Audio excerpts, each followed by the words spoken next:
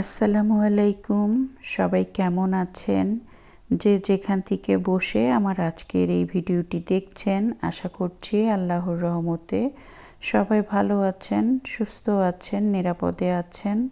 আমরাও আলহামদুলিল্লাহ ভালো আছি। আশা করছি বরাবরের মতো আমার আজকের ভিডিওটি আপনাদের কাছে ভালো লাগবে। সবাইকে রামাদান কারিমের অনেক অনেক শুভেচ্ছা জানাচ্ছি। দেখতে দেখতে রহমতের দিনগুলো চলে যাচ্ছে। এই তো রোজা আসলো, কিভাবে যে দিনগুলো শেষ হয়ে যাচ্ছে। দেখতে দেখতে আমাদের আজকে 5 রোজা শেষ হয়ে গেল, মানে হয়ে যাবে। আমি আজকে পঞ্চম রোজায় আপনাদের সাথে ভয়েসটা দিচ্ছি, আর ভয়েসটা দিচ্ছি দুপুরের দিকে। এটা হয়তো বা বিকালে ছাড়তে পারি। যাই হোক, আপনাদের রোজা কেমন কাটছে? আলহামদুলিল্লাহ, আমাদের তো রোজাগুলো অনেক সুন্দর হচ্ছে, অনেক ভালোভাবে রোজাগুলো করতে পারছি। সেজন্য আল্লাহর কাছে লাখো কোটি শুকরিয়া আদায় করি। আর ভিডিওটা শুরু করছি প্রায় দুপুরের দিকে, কারণ একবারে নামাজ পড়ে, ফজরের নামাজ পড়ে ঘুমাতে ঘুমাতে দেখা যায় 7টা বেজে যায়। সবাইকে বিদায় দিয়ে তারপরে আসি আমি ঘুমাতে। তো একটু বেলা করে ঘুম থেকে উঠে তারপরে যদি কোনো কাজ থাকে সেগুলো, হাতের কাজগুলো সেরে নেই।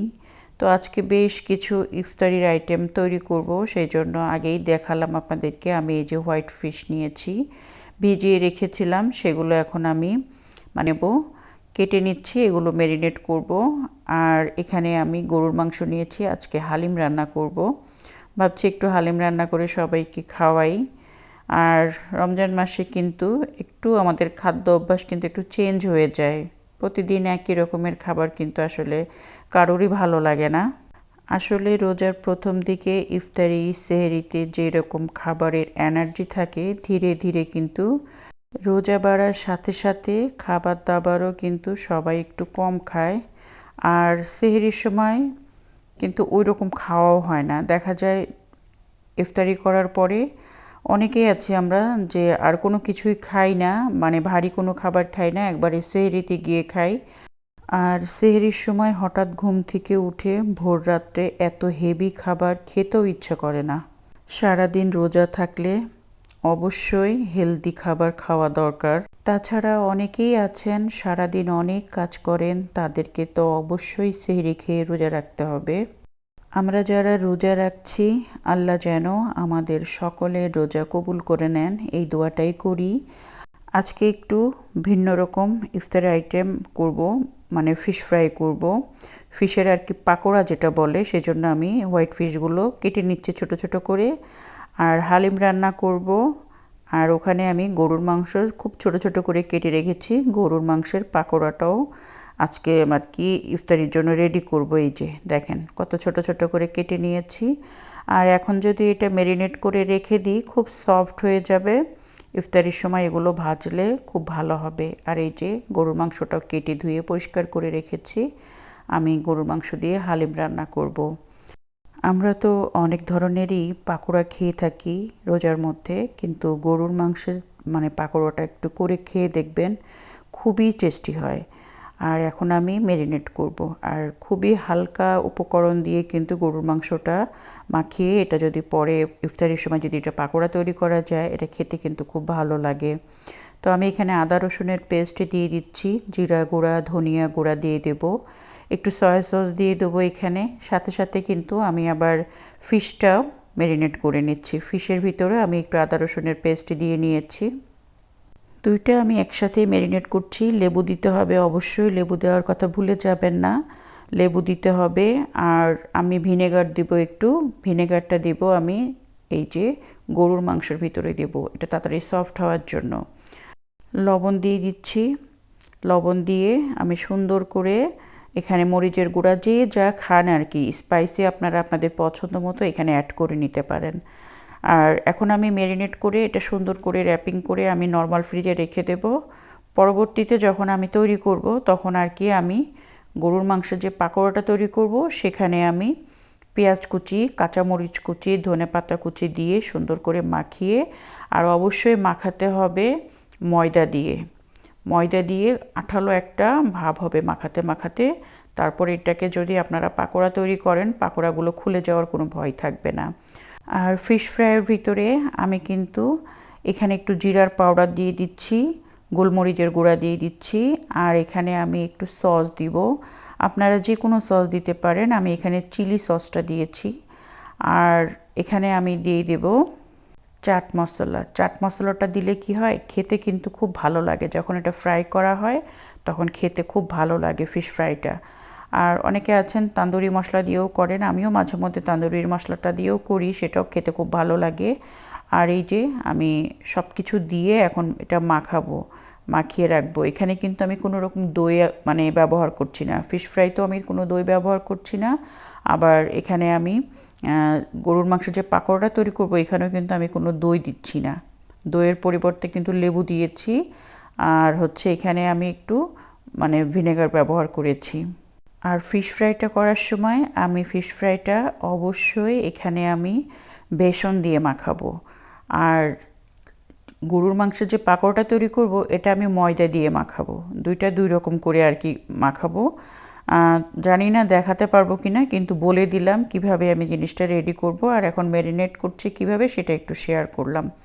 তারপরে এই যে হালিম রান্না করব, গরুর মাংস আমরা নর্মালি যেরকম করে রান্না করি ঠিক ওইভাবে রান্না করে নেব।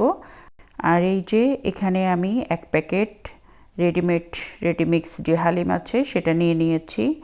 আর গরুর মাংসগুলো কি হয়, বাসায় আপনারা যদি হালিম তৈরি করেন ইচ্ছা মতো মাংস দেওয়া যায়, বড় বড় পিস করা যায়। আর বাজার থেকে কিনে নিয়ে আসলে তো মাংস খুঁজে খুঁজে পাওয়া যায় না। বাংলাদেশে যখন ছিলাম হালিম কিনতে গেলে দেখি যে ওনারা হাঁড়ির মধ্যে খুঁজে বেড়ান, মানে মাংস খুঁজে পায় না। উপর থেকে 1 পিস 2 পিস করে এরকম মাংস উঠিয়ে উঠিয়ে দেয়। আর বাসায় রান্না করলে কি হয় দেখেন, আমি 1 প্যাকেট হালিমের জন্য আমি এখানে প্রায় 1 কেজির উপরে মাংস নিয়েছি। আর এই মাংসগুলো দিলে সবাই খুব মজা করে খেতে পারবে। হালিম খাওয়া মানেই তো গরুর মাংস থাকতে হবে, বা মুরগির মাংস বা মাটন, যেটাই হোক না কেন বেশি করে মাংস থাকতে হবে। তো যাই হোক, আমি এখন সব কিছু দুপুরের বেলায় রেডি করে নিচ্ছি, কারণ আমাদের এখানে ইফতারি হয় 6টা 20-এ। তাই আমি চেষ্টা করি সব সময় 4টা 5টার ভিতরে সব কিছু রেডি করে রাখতে। জাস্ট ইফতারির আধা ঘন্টা আগে আমি কিচেনে এসে সব কিছু ভাজাভুজির কাজটা শেষ করে ফেলি। আগেই বলেছি আমরা মাত্র লোক সংখ্যা 3 জন, ওই রকম আহামরি টাইম নিয়ে কিচেনে আমাকে থাকতে হয় না, জাস্ট রেডি করাটা একটু কষ্ট। আর এই যে দিক দিয়ে হালিমটাও বসিয়ে দিয়েছি। আর হালিমটা আজকে রান্না করে নিচ্ছি প্রেশার কুকারে রান্না করলে আমার কাছে খুব তাড়াতাড়ি মনে হয়, সেজন্য প্রেশার কুকারে বসিয়ে দিয়েছি। তারপর বিকালের দিকে এই যে কিচেনে আবার চলে এসেছি। এই যে দেখেন, আমি কিন্তু সমস্ত কিছু দিয়ে এটা মাখিয়ে রেখেছিলাম। এর মাঝখানে আমি একবার বের করেছিলাম ফ্রিজ থেকে। তারপরে সব কিছু দিয়ে পেঁয়াজ টিয়াজ সব কিছু দিয়ে আমি সুন্দর মতো মাখিয়ে রেখেছিলাম। তখন আর ভিডিও করা হয়নি, আসলে আসরের নামাজের টাইম হয়ে গিয়েছিল, তাড়াহুড়া করে নামাজ পড়তে চলে গিয়েছি, সেজন্য আর ভিডিও করতে পারিনি। আর রোজার মধ্যে এরকম হবেই, রোজার মাসে ওই রকম করে ভিডিও করা আমারও হবে না। আর আমিও চাই না যে ঘন্টার পর ঘন্টা ভিডিওর পিছনে সময়টা দেই। জাস্ট আমরা কিভাবে রোজা পালন করছি বিদেশ বাড়িতে সেটাই আপনাদের সাথে শেয়ার করি। আর এই যে ইফতারগুলো কিন্তু আমি ভেজে নিচ্ছি। আর এর ভিতরে আমি একদিন মার্কেটে গিয়েছিলাম ঈদের কেনাকাটা করতে, যে দেখি এখনও কিন্তু মার্কেটগুলো ওই রকম করে ঈদের মতো আর কি জমজমাট হয়ে ওঠেনি। কোনো কিছু কেনাকাটা না করেই ফিরে আসতে হয়েছে আমাকে। আপনাদের ভাইয়া আমাকে বলল যে আরও কয়েকদিন পরে আসো। আমি তো গিয়েছিলাম 4 রোজায়, যার কারণে ওইরকম কিছু আসেনি, নতুন কোনো ড্রেস আসেনি।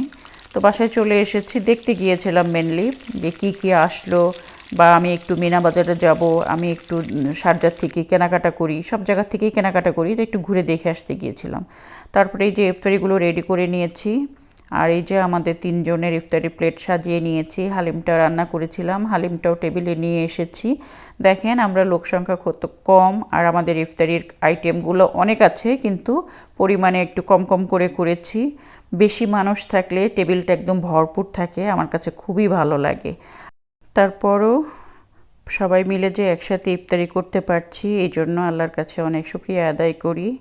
আর ভিডিওটা বড় করব না, বিদায় নিচ্ছি। যে যেখানে আছেন সবার রোজা ভালো কাটুক এই দোয়া করি। সবাই সুস্থ থাকেন, ভালো থাকেন, আমাদের জন্য দোয়া রাখবেন, আমরা যেন ভালো থাকি, সুস্থ থাকি। আজকের মতো এখানে শেষ করছি। আল্লাহ হাফেজ।